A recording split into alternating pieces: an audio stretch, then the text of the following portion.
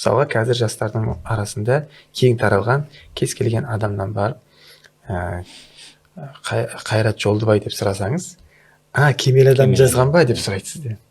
Кең тарады. Енді бүтін бірдей деп айтпаймын, бірақ әрбір 5-ші, 10-шы жас адамнан сұрасаңыз, сол кітапты айтуы мүмкін. Өйткені бәрі бірдей оқыды. Бұл бір үрдіс болды.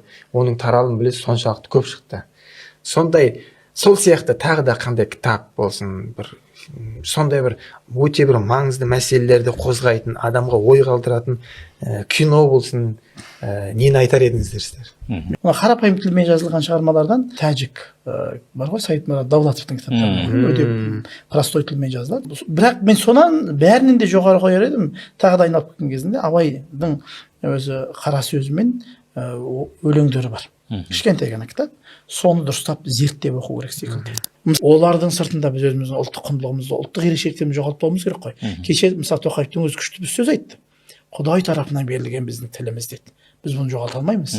Ол бір жағынан біз сыйлайық, күшті айтты ол. Тіл Алла тарапынан берілген қазақ тілі, бұл қазақтың бойынан ажырамақ емес. Қазақ бұны біледі, білдіртеміз, бұл ұлттық мемлекеттік тіліміз ретінде қалады, насихаттаймыз деген ашық сөздер айтты.